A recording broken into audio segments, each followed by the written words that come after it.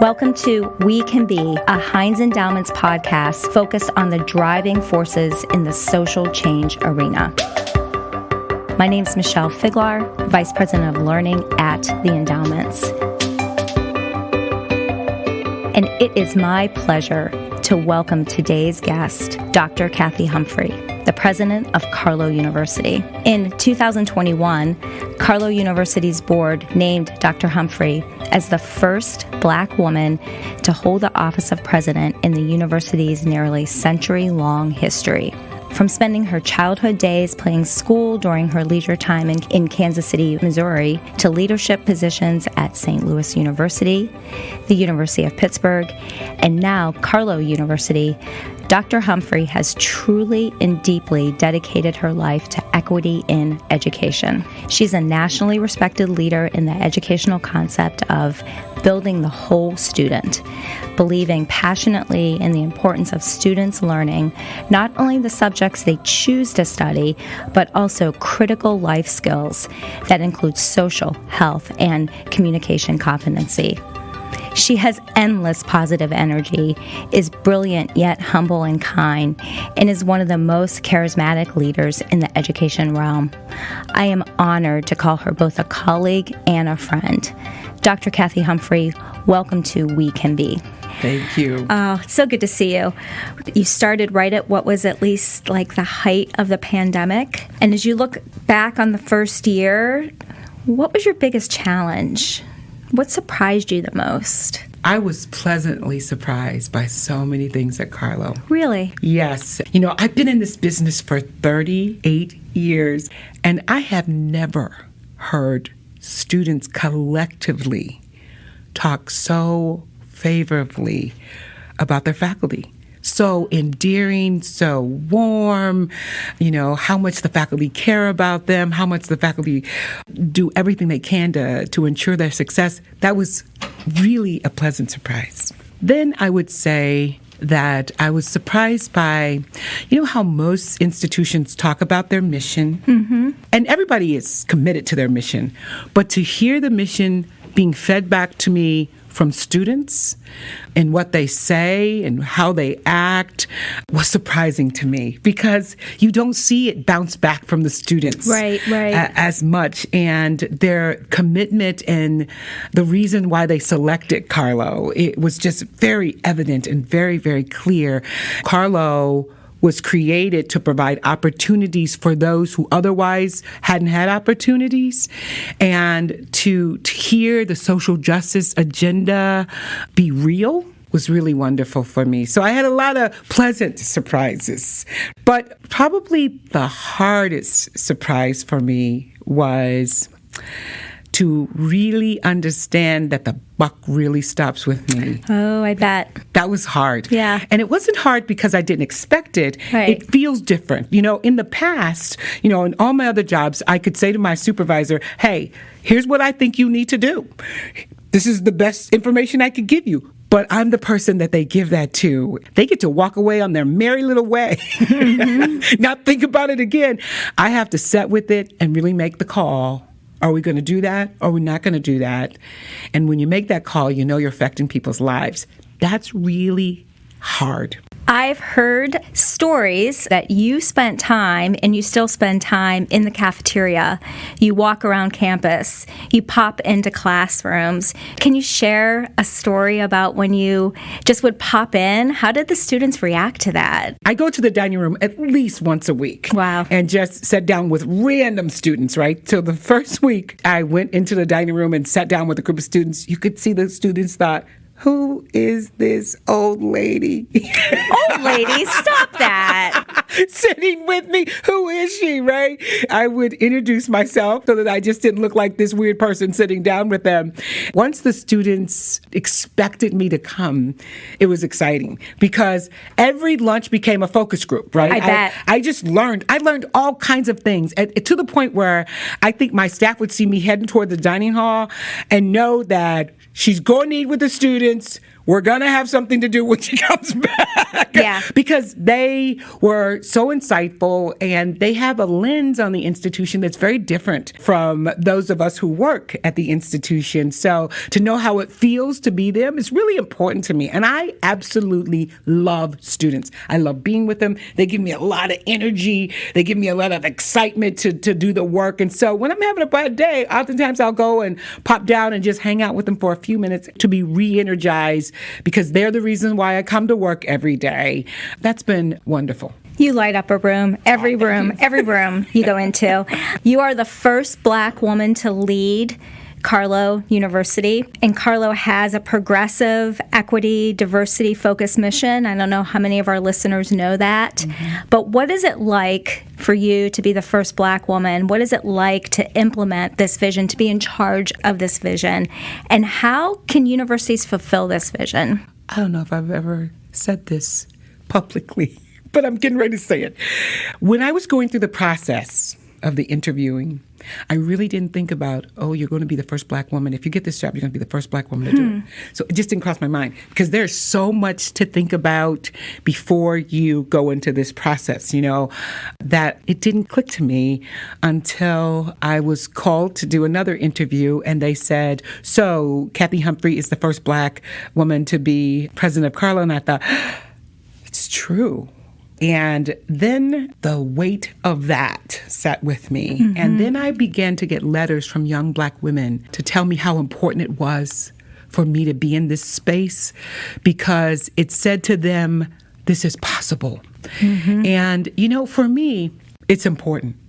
And if I can create a pathway for many others to travel, I can't do anything better than that. I am creating a pathway. I want to make sure I'm not the last Black woman or man to be the president of Carlow, but I want to make sure that it is very natural and common for this to occur in this community. So it does mean something to me today, and I am cognizant of it, and I am working on making sure that I provide the kinds of experiences for everyone that I work with every day, and those who are going to come after me, that I am doing the kind of work that makes it easier for them to do this work. The trustees, faculty, staff, and students are gathered here today to install the 11th president of Carlow University. The inauguration of Dr. Kathy Humphrey is convened. It is amazing to see all parts of my life stand and sit before me. There's my sorority sisters and my family right there, and my new family right there, and my Pitt family's back there, and my children are over there, and my students are over there. I praise God for all of you today. I was honored to be at your inauguration ceremony. It was beautiful. Thank you. You were beautiful in the Carlow purple, and to see your sorority sisters, and to see the students and the young women of color just know that you are creating a path for them. But I also noticed all this family. It was like the room was filled with Humphrey nieces and nephews. Tell our listeners a little bit about you and your family. I know your family means so much to you. Yes. So I am the 10th of 12 children, and I have 107 nieces and nephews. Wow. 50 of them were at the inauguration. Yes. I had my whole section. So if nobody else cheered, I was going to have a squad there no matter what. My family means everything to me, because that's really how I was raised. My parents instilled a sense of family pride and concern for us from very, very young. If you had a disagreement or a fight with a sibling, my father would always say, and when you wake up in the morning, she's still going to be your sister. So you may as well get over it, right? That sense of connection that they insisted on us to have with one another really has really spanned far past the death of our parents. And I think they've got to be proud in heaven for what their children have done. So my parents moved from the deep South to the Midwest with the hopes that their children would be able to get an education. Now remember, this is at a time where Jim Crow is alive and well. And, you know, my parents are only 2 generations away from slavery. And it's quite something to think about. You know, my dad would be 100 if he were alive. And, you know, we always think about slavery being so far away. Right. But the reality is that I could touch it. I didn't go to the University of Mississippi and I wanted to go there because their gospel choir had come to our church to sing, and I just wanted to be a part of that gospel choir. And my dad said, "You will never go to the University of Mississippi because I spent too many days sneaking out of that city so that I was not lynched in the middle of the night." That's a part of my history, this kind of concern about everyday life. But at the same time, my parents were so amazing in how they balanced how we felt about white people. They were really clear, you know, all white people are not bad. Some white people are really good. So we don't ever want you to think that because somebody looks a certain way that you should treat them a certain way. They were so good about that and really helped me so much with my career because I was a part of the first desegregation plan in Missouri. People on my block were shipped to the white neighborhoods. And so I was the only black child in kindergarten, and it wasn't easy. Our children learn racism very early. And by the time you're 5, you're already inundated with it. And so I remember children not playing with me. And I remember sitting on this little wall while the other children played together. And I remember the whispering. But my parents made me stay, and they made me climb over that. And I really look back at that today. In my career, I've been the only black woman in a lot of rooms. But for me, you know, oftentimes when we talk about social justice, we don't talk about it in a circular fashion. We talk about social justice just from those who are oppressed. And that's really important, so don't misunderstand me here. But we can't leave white people out of that equation. Social justice has to be a complete circle. I often think about the poem from Peter Niemöller, who says, in Germany, they first came from the Jews and I didn't speak up. The reality is we don't know when it's going to be our turn to sit in the seat of the one who's oppressed. And if we don't learn to speak up when people are not treated fairly, no matter who they are, no matter where they're from, no matter what they can or cannot do, or who they love or who they don't love, someday that can be you. And so you have to grow muscles to speak up for those who sit in the seat of the one who is oppressed. That is absolutely beautiful. How do you think this has impacted who you are as an educator, as someone now leading a university? I know that you talk about building the whole student. How does that happen at Carlow? It's one of the reasons I go to the dining room. You can look at students as students, or you can look at a student as Jane, Karen, Aisha, Dominique. The moment they become human beings to you, what you will do for them is substantially different. And how you feel about them, substantially different. And what you will insist on how they are treated are substantial. I remember the first week I was there, I said, I need everybody to understand something. These students belong to someone, and that someone happens to be me. It is hard to educate the whole student if you're not in tune to them as whole beings. When they leave us, I want them to be well-developed in and outside the classroom. I want them to be able to think critically. I want them to be people who realize that to whom much is given, much is required. You know, I believe only 24% of the population are college educated in this country. We assume, because we hang out with people all the time who are, that we are the majority. We are not the majority. We are the minority. And the reason that you are in an institution of higher education is because you have been given opportunity that many will never get. And you are to take that opportunity and you're to go out and make a difference in the world. Now, I would love for all my students to be rich because then they can get back to Carlow. That's really... But the reality is that more than them being rich, I hope that we've developed them to the point that when they leave, that they want to play a significant role first in their own families, then in the greater community, and then some of them in the state, some of them in the country, and maybe some of them in the world. But playing a role of significance is our greatest hope for them, and why educating them in and outside the classroom, talking about our mission, our mission of mercy. Mercy meaning having the ability and the desire to walk with someone in the midst of their chaos. We know that the national average for the number of undergraduate students who are first in their families to attend college is right around 40%. I don't know if our listeners know how much Carlow actually attends to the first-time college student, right? Yeah. First in their family. Mm-hmm. Talk to us about the student population, because I know you are just passionate about that. So over 40% of our students... Over 40%. Are first generation. Wow. Over 40%. 27% of our students are non-white. The crowning moment for me for the year was commencement. During the week, we had events. We had a midnight breakfast, actually, for the students. And so I said to this one student, I said, how would you feel at the commencement if I asked everyone who was the first person in their family to stand up? And she said, I'm not sure how I would feel about it, but my family would be so excited about it. And at that point, I thought, I'm going to do it.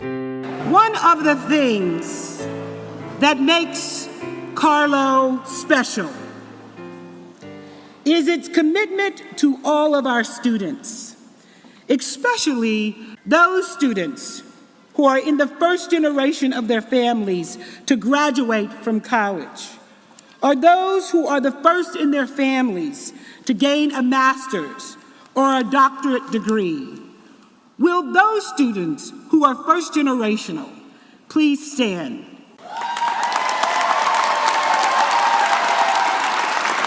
You have changed the course of your families, and your accomplishments will send a message to future generations that a college degree, a master's degree, a doctorate degree is not only possible, but within their reach. Michelle, when 60% of those students stood up, it took my breath away. To hear the roar of the families that have been forever changed because this young person was able to get to the finish line, I can't tell you how it feels to know that you had a part in making a difference in generations. It is the work that we do. And why this is so important to me is because it happened to me. Somebody took a chance on me and made sure I got to the finish line. And it's my turn to make sure thousands more get to the finish line. And I think that's the role for all of us, right? Mm-hmm. To find the person that we can mentor or coach and help get them to the next step. Yes. I think you showed us that a college student's experience is not just in that classroom. That's right. Right? It's everything that Carlow is wrapping around all of these students. Absolutely. So part of our work here at the Heinz Endowments has been around early childhood education, and we worked with you and your exceptional team to launch an early childhood apprenticeship program. Talk to me about what that program means to you, what early childhood means to you. How many lives are going to be changed because of that apprenticeship program. It's remarkable, right? You are talking about giving opportunities to individuals who, if that program didn't exist, that would be the end of the road for them. It is the difference between them being a renter for the rest of their lives and being a homeowner, because they've gotten a higher level of training. They are able to do more with their education. On the other side, it's an amazing program because the children are going to get a different kind of care. Our goal is to create child care centers that are rated as some of the highest child care centers in this country. Because of this program, we're going to be able to make that kind of impact in this city. And I feel just amazing about the kind of care that we give to those children, because we understand that children are learning from the moment they leave the womb. Let me just tell one grandson's story, okay? So my grandson is 7 months old. We put him in a walker Saturday, and he just kind of moved around a little bit. Yesterday, this child is putting one foot in front of the other, moving the walker, and, going in different directions. I thought, how does he know to put one foot in front of the other and to move in a certain direction to get to a certain thing? It's just fascinating how much the brain can do at such an early age. And for that to go untapped is problematic, right? It's a waste of time.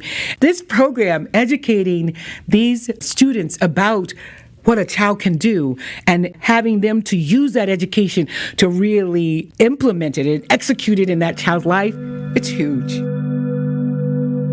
The opportunity to be with early childhood educators and to help them understand and learn just the importance of everything they do with that baby and with the family. And it's just a critical role Carlow is playing. Yes. I'm so happy that you are part of this with us. That's another piece of that program, too, because it's not just about the babies. It's about those families. It's Absolutely. about the community members Right. who want to come in and learn more about how to develop their children. And, with this notion that, if you don't learn how to read by the time you're in third grade, that so many awful things could be a part of your future. It's really important to me, and it really begins at the daycare. Yes. How much vocabulary that child has will really dictate how quickly they'll learn how to read. So it is exciting. For our listeners who don't know, Carlow sits in Oakland, but it also edges right on the Hill District neighborhood. Right. Can you talk to us about what it means, like your sense of place and where Carlow is physically located? How does that drive who you are as a leader? Not just in Carlow, but a leader for our city. I don't believe that a university can sit in a space and not impact that space. There's two programs that I'm hoping that we can create. One program is a program that they used to have in the Hill District for single mothers that didn't think they could go to college, that people kind of had given up on them.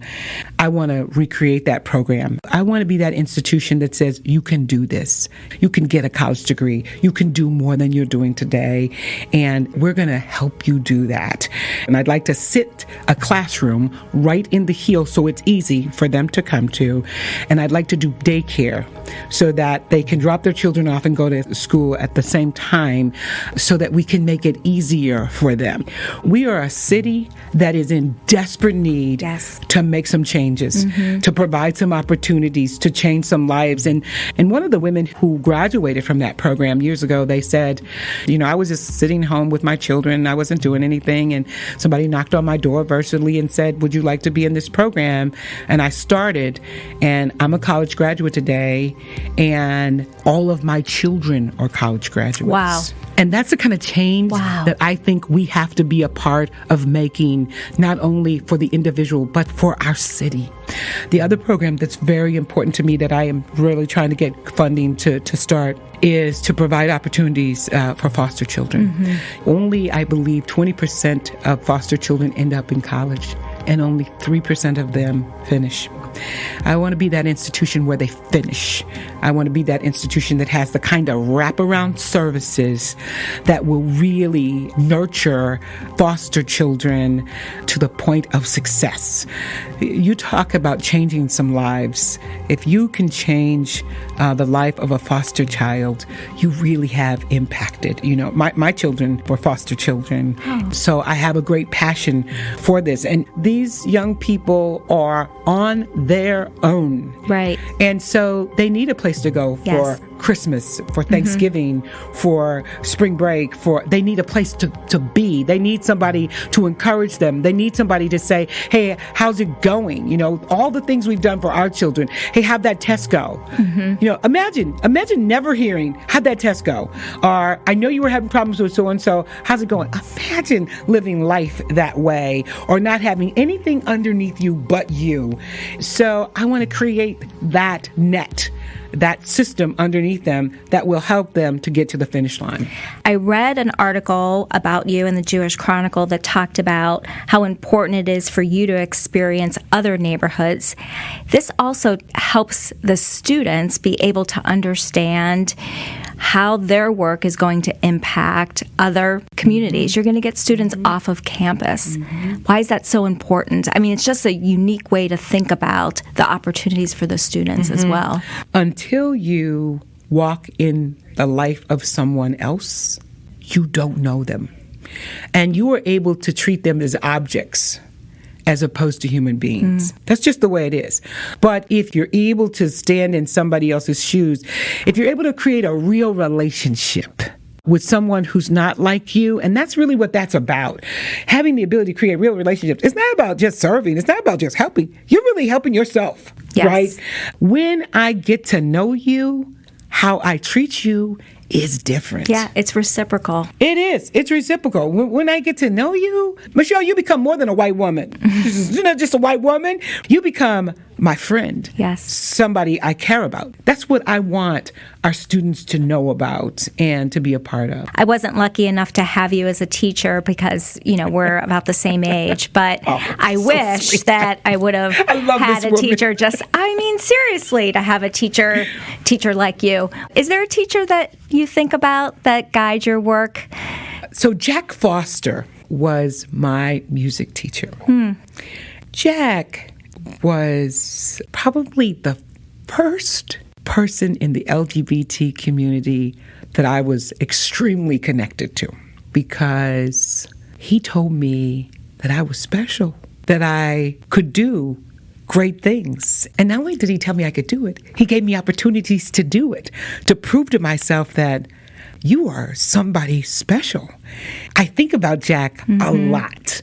You know, I'm at a predominantly white high school. I'm bused from the black neighborhood there.